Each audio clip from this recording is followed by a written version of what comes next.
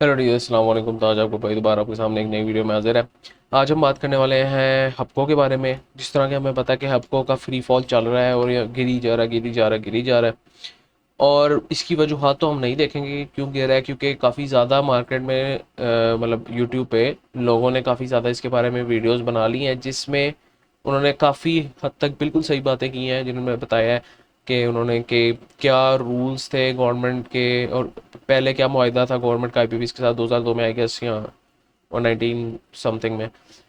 और अब वो मुआहदा क्यों गवर्नमेंट तोड़ रही है, उसको क्यों पैसे चाहिए, और वो कॉन्ट्रैक्ट्स क्यों तोड़ रही है, और कौन कौन सी ऐसी कंपनीज है जिनके साथ कॉन्ट्रैक्ट्स तोड़ रही हैं। तो हम अगर यहाँ पे देखें, अगर आप सिंपल सर्च करेंगे ना गवर्नमेंट आईपीपी न्यूज़, तो यहाँ पे जो ऊपर वाले तीन टॉप आर्टिकल्स हैं, ये हमारे पास बहुत इंपॉर्टेंट आर्टिकल्स हैं। अगर हम यहाँ पर देखें इस आर्टिकल को अगर हम देखें, यहाँ पर सारा डिटेल में आपको पता लग जाएगा कि कौन कौन से आईपीपीज हैं। ये आईपीपीज की लिस्ट है जिनके साथ नेगोशिएशन होनी है। ठीक है। और नेगोशिएशन यहाँ पे अगर हम देखें, कोहिनूर एनर्जी भी है, और हपको का नारोवाल एनर्जी, ये भी है, शायद एनसीपीएल भी है, और भी काफ़ी ज़्यादा हमारे पास कंपनीज है। एंग्रो पावर जेन कदीरपुर लिमिटेड भी है। काफ़ी ज़्यादा ऐसी कंपनीज हैं जिनके साथ गवर्नमेंट ने नेगोशिएशन करनी है, जिनका कॉन्ट्रैक्ट 3 से 5 साल के में ख़त्म हो रहा है। तो इन इन नेगोशिएशन की वजह से गवर्नमेंट अब वो कह रही है कि हम इनको पे नहीं करेंगे, उसी के मुताबिक इनकी नेगोशिएशन होनी है। ठीक है। अगर हम यहाँ पर मज़ीद देखें तो हमारे पास एक और आर्टिकल है जहाँ पे ये भी मेंशन है कि कौन कौन सी टर्मिनेट हो रहे हैं कॉन्ट्रैक्ट्स। मुख्तलिफ आप ये टॉपिक्स देख सकते हैं। ठीक है। क्योंकि मैं सोच रहा था कि मैं इस पर एक वीडियो बनाऊं कि फंडामेंटली क्या रीज़न है, लेकिन मैंने फिर देखा मार्केट में काफ़ी ज़्यादा लोगों ने अच्छी अच्छी वीडियोस इस पर ऑलरेडी बना चुके हैं, जिसमें बिल्कुल ठीक बातें की हैं। वो चीज़ अब रिपीट करने से अच्छा है कि मैं इसको थोड़े अलग अंदाज से आप लोगों को समझाने की कोशिश करूँ। अच्छा, आईपीपीज जो इतने भी हैं इसमें, इनमें से सबसे ज़्यादा वो इफ़ेक्ट होंगे, उनकी प्राइसेस और उनकी अर्निंग्स इफ़ेक्ट होगी जिनका बिजनेस जो जिनकी बिजनेस जो है वो डाइवर्सिफाइड नहीं है। अगर हम सिर्फ हपको की बात करें तो इसका बिजनेस हमारे पास डाइवर्सिफाइड है। ठीक है। अगर हम यहाँ पे एलपीएल या लारपील लिमिटेड की बात करें तो वहाँ पे भी हमने देखा है कि ये भी कितने दिनों से गिर रहा है। ठीक है। और वी नो कि ये हमारे पास तकरीबन उस पॉइंट पे आ गया है जो हमारे पास 2019 में या 2020 में घूम रहा था। ठीक है। ये एक चीज़ होगी। ये भी इतना तेज़ी से गिर रहा है क्योंकि हमारे पास जितने भी स्टॉक है जिनका पोर्टफोलियो डाइवर्सिफाइड नहीं है ना, वो गिरेंगे ही गिरेंगे, उनकी अर्निंग्स भी गिरेगी और हो सकता है वो सरवाइव भी ना कर पाए। ठीक है। जहाँ तक ईपीक्यूएल की बात करें तो ईपीक्यूएल भी हमारे पास देखें गिरा है और थोड़ा सा रिकवर किया है आज। अब दोबारा हम आते हैं हप्को की तरफ। हप्को में अगर हम जाके देखें तो हप्को का हमें पता है बिजनेस मॉडल थोड़ा डाइवर्सिफाइड है। ठीक है। इसमें मजीद इसके जो पावर प्लांट्स की बात हो रही है, वो एक या दो आई गेस पावर प्लांट्स की बात हो रही है जिनको शटडाउन हुकूमत करने का सोच रही है। ठीक है। तो उससे उसकी मेजर, आल्दो वो मेजर चंक ऑफ अर्निंग पर शेयर है, लेकिन उससे इतना मेजर इस पे इफेक्ट नहीं आएगा कि ये दिवालिया निकल जाए इस कंपनी का। ठीक है। इतना इफेक्ट नहीं आ सकता इस कंपनी पे कि इसका दिवालिया निकले। तो हाँ, इसकी ईपीएस जरूर गिर सकती है। ठीक है। और इसके डिविडेंड की जो वैल्यूज हैं वो भी कम हो सकती हैं, कि जो जो इसने डिविडेंड हमें देना है या अगले सालों में, वो हो सकता है इसको स्टेबलाइज होने में थोड़ा सा अरसा लगे। ठीक है। जहाँ तक मुझे, मेरा एनालिसिस कहता है हमारे पास जो हपको है वो एक काफ़ी डाइवर्सिफाइड और स्ट्रॉन्ग कंपनी है। अच्छा, अब इसकी टेक्निकल्स की बात करें तो हमें कहाँ पर हपको को देखना चाहिए, जो लोग इंटरेस्टेड हैं इसमें बाइंग के लिए, उनको कहाँ पर इसमें बाइंग का देखना चाहिए। अगेन, मैं आपको रिकमेंड नहीं कर रहा कि आप बाइंग करें, क्योंकि आजकल हमारे पास अ, जो टेरर है वो फैला हुआ है, और टेरर में स्टॉक गिरता ही गिरता है। जो लोग बियर नहीं कर सकते लॉस को, तो वो ना ही बाइंग करें तो बेहतर है। अगर हम यहाँ पर गौर से देखें तो कुछ रेजिस्टेंस पॉइंट्स में पहले मार्क कर देता हूँ जो मुझे दिख रहे हैं कि अगर स्टॉक इनकेस ऊपर भी थोड़ा सा जाता है तो कहाँ से वो रेजिस्ट कर सकता है। तो वो रेजिस्टेंस पॉइंट में मार्क कर देता हूँ पहले ही।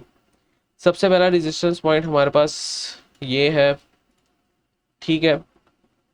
अगर हम इसको वीकली में भी शिफ्ट कर लेना तो यही हमारे पास एक सबसे पहला रेजिस्टेंस पॉइंट बनता है, ठीक है। उसके बाद दूसरा जो रेजिस्टेंस पॉइंट बनता है वो हमारे पास ये बनता है, ठीक है। अब ये मैं इनकी रेंजेस में भी हम लिख देते हैं। पहला रेजिस्टेंस पॉइंट 128 से 140 के दरमियान है, 128 से 140 के दरमियान हमारे पास रेजिस्टेंस पॉइंट है, उसको मैं मार्क कर रहा हूँ रेड से, ठीक है। इसी तरह हमारे पास जो दूसरा रेजिस्टेंस पॉइंट है वो हमारे पास है 106 से 118 तक, 106 से 118 तक हमारे पास एक और रेजिस्टेंस पॉइंट इसका है। इन केस स्टॉक ऊपर जाता है तो यहाँ से रेजिस्ट कर सकता है, फेयर चांसेस हैं। लेकिन अब स्टॉक जहाँ तक मुझे लगता है कि मज़ीद गिर सकता है, ठीक है। इसमें कोई, क्योंकि एक तो टेरर फैला हुआ है लोगों में, ठीक है, और लोग पैनिक सेलिंग कर रहे हैं। ऑब्वियसली कुछ बड़े इदारे भी कर रहे हैं, तो लेकिन उनके साथ इंडिविजुअल्स भी पैनिक सेलिंग कर रहे हैं। अच्छा, अभी हम इस स्टॉक को कहाँ देख सकते हैं? इन केस ये नीचे आए तो इसकी सबसे अब मेजर जो सपोर्ट जोन है वो यही है हमारे पास। जो लोग अभी भी इसमें इंटरेस्टेड है वो 65 से 77 की रेंज में इसको देख सकते हैं। 65 से 77 की रेंज में इसमें एंट्री देख सकते हैं अपने रिस्क पे, ठीक है। तो यही हमारे पास एक मेजर सपोर्ट जोन है। इन केस वो भी टूटता है तो उसके बारे में मैं फिर एक नई वीडियो बनाऊंगा, ठीक है। अभी तो फिलहाल हमारे पास यही जो मेन सपोर्ट्स बनती हैं वो हमें दिख रही हैं और रेजिस्टेंसेस। अगर यहाँ पे मैं पाथ को मार्क करके दिखाऊँ हमारे पास, तो ये एक अप ट्रेंड में था, ठीक है, और इसको यहाँ पे रिफ्लेक्ट करना चाहिए था, यहाँ से सपोर्ट लेनी चाहिए थी। कहाँ से सपोर्ट लेनी चाहिए थी वो भी मैं आपको बता देता हूँ। इसको सपोर्ट लेनी चाहिए थी हमारे पास तकरीबन तकरीबन 129 से 130-40 तक की रेंज में इसको सपोर्ट लेनी चाहिए थी, ठीक है। लेकिन वो नहीं ली, क्योंकि जाहिर सी बात है कि हमारे पास न्यूज़ ही ऐसी हैं। तो अब वो उसने अपना अप ट्रेंड तोड़ दिया है, ठीक है। हमारे पास यहाँ पे इसका अप ट्रेंड कहाँ पे टूटा है? यहाँ पे टूटा है, जब इसने 124 के लेवल को भी एक बड़ी कैंडल से ब्रेक डाउन दिया। तो इसका अप ट्रेंड टूट चुका है। अभी हम इसको, जो मेजर इसका सपोर्ट लेवल है वो हमारे पास यही बनता है 65 से 77। तो अगर कुछ लोग इसमें रिस्क लेना चाहते हैं तो वो यहाँ पर एक रिस्की इन्वेस्टमेंट यहाँ पे कर सकते हैं, क्योंकि इसके अलावा हमारे पास यहाँ पे अभी कोई इसके करीब तर सपोर्ट जोन नहीं है। एक छोटा सपोर्ट जोन है वो मैं मार्क कर देता हूँ अगर, लेकिन उसको मुझे ये नहीं आइडिया कि ये देखें यहाँ से सपोर्ट बनाता है ये और यहाँ से रेजिस्टेंस भी लेता है, यहाँ से भी रेजिस्टेंस ली हुई है। लेकिन ये हमारे पास तकरीबन तकरीबन वो टच कर ही चुका है, मतलब 91 पॉइंट समथिंग पे, 91.12 पे है वो, तकरीबन 95 पे आज अभी प्राइस घूम रही है 95.15 पे, तो वो तकरीबन टच कर ही चुका है। तो अगर यही सपोर्ट जोन हमारे पास बनता है तो जिन लोगों को इसमें रिस्क लेना है वो ले सकते हैं। मैं पर्सनली बात करूं तो, अपनी बात करूं तो मैं इसमें थोड़ा सा अपना पोर्टफोलियो ज़रूर रखूंगा, ठीक है। आल्दो कंपनी बहुत अच्छी है, इसका पोर्टफोलियो बहुत डाइवर्सिफाइड है, इसके काफ़ी ज़्यादा अ, जो हमारे पास प्लांट्स हैं वो एक्टिव हैं। और इन केस अगर इसका एक बड़ा प्लांट जो कि 22 to 25% ऑफ इट्स एनर्जी या अर्निंग पर शेयर का हिस्सा बनता है, तो वो हमारे पास भी बंद हो गया तो भी इसकी ईपीएस का कम ज़रूर होगी, लेकिन ये नहीं है कि कंपनी का दिवालिया निकल जाएगा।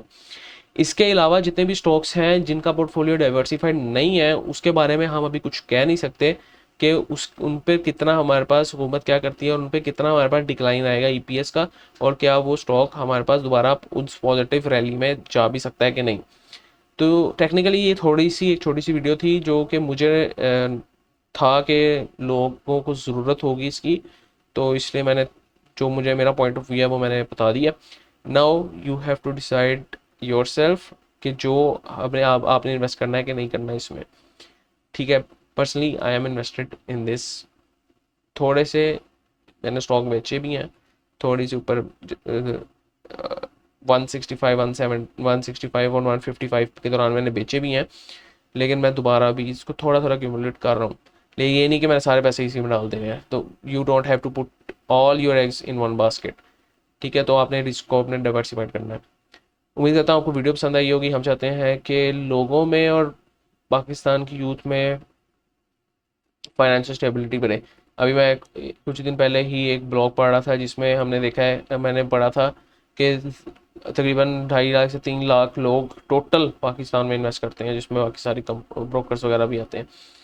तो we have to do something about this.